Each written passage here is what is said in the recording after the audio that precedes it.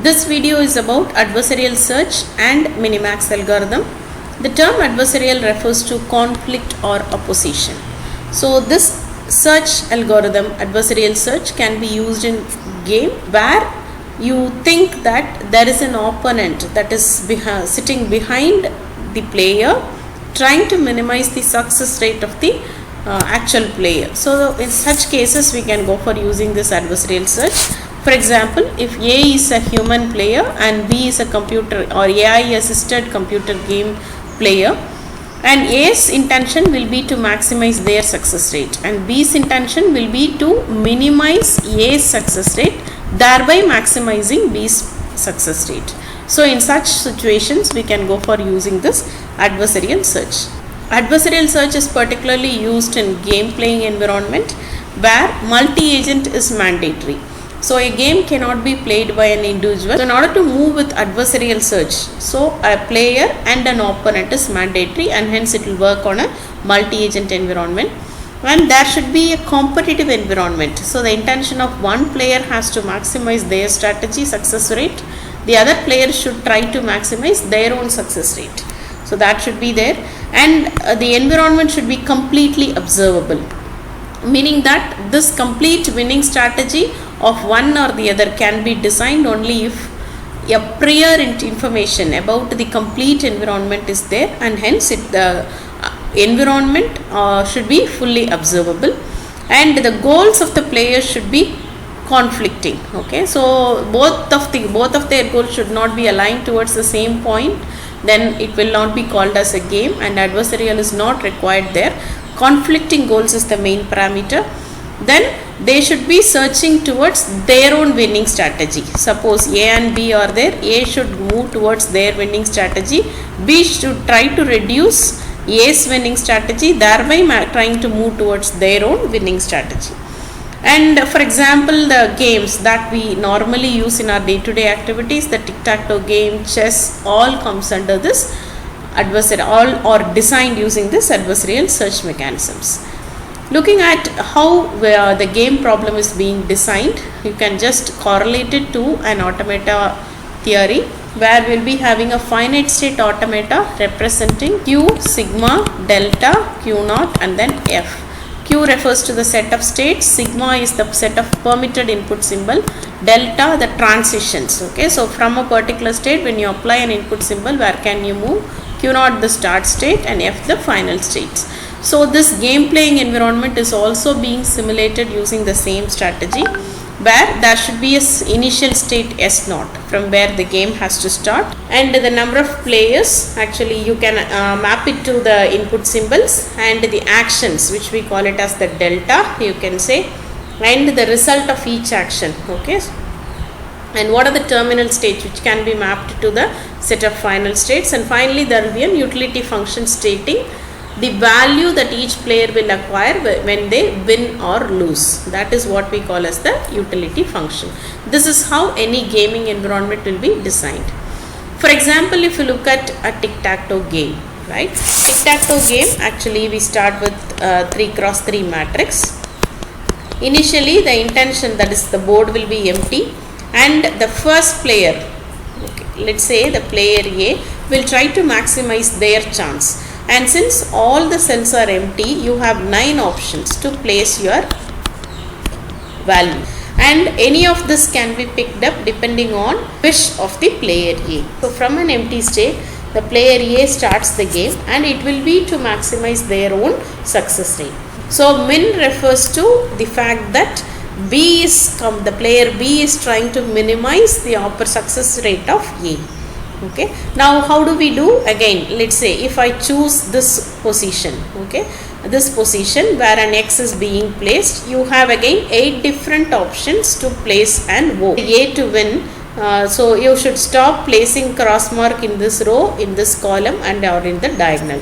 So in all of these cases, an O mark can be placed, an O can be placed here, which will prohibit X to place it in the next stage, or else you can place it here, or else you can place in this position here, you can place in this position here, or else finally it will end up with placing an O in the last box. right? So what actually this player does, they tries to minimize the success rate of A. Again, now it's the turn for A. So these two, if you go on choosing this, for example, like this, we have to go on correlating for all the branches. Two objects are being placed. Now the interest is to, or there are 8 different locations on which the A can place another X mark. So you'll have 8 different options. Now the intention of A is again to maximize. So this is how the game goes.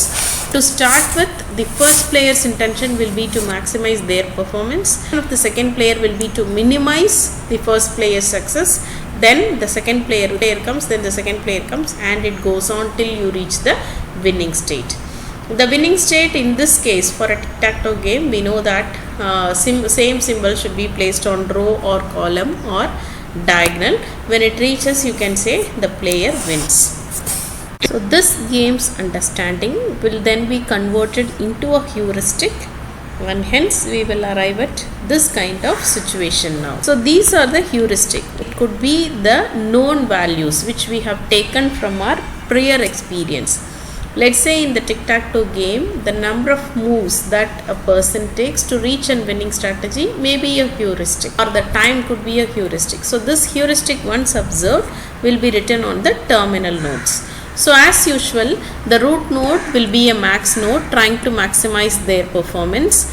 Then the next play will try to minimize their performance. When we move from here, so the initial place is from here, and the system will automatically tries to come to, because we do not have any heuristic at this point. So you come down here, try to find out the minimum among the nodes. So 3, 4 and 8 are there, and hence this is actually a minimal node, and it will pick up 3 as the value. And the same thing, now it goes here and then it goes to the next node, because this particular player cannot take any decision because 2 other nodes are in pending state now. So you move down here, and then since it is a minimizer node, you can pick up the minimum of 2, and it is 2 now. Then again go to the parent or node, again one more is pending, so go here.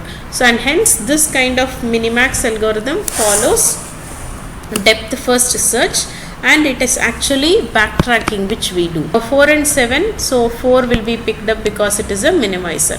Now you go back to the parent. Now all the values are known, and the this nodes will be, the functionality will be a maximizer, and hence the maximum among this will be picked up, and 4 will be the value. This is how the Minimax algorithm works. So in short, you will have a maximizer and you will have a minimizer function. The maximizer duty is to pick up the maximum among the available values. The minimizer will try to pick up the minimum among the available values, and this Minimax algorithm follows DFS strategy with backtracking. And the terminal nodes will definitely have the heuristic which is collected from our prior experience.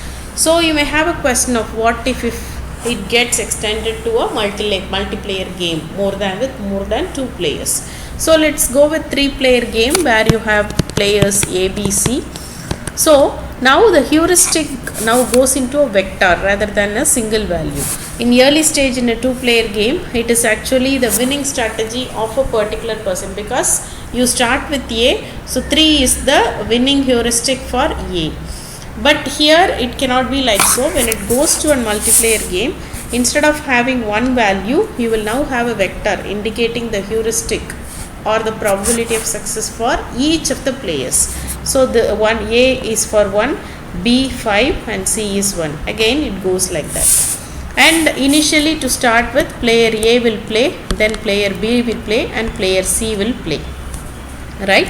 And every person's intention will now be to maximize their performance, because in a multiplayer game with more than 2 players, you cannot try to minimize every others, rather it is only to maximize your own performance. So the intention here is look at only the value of C. So the value of C here is 1 and the value of C here is 8.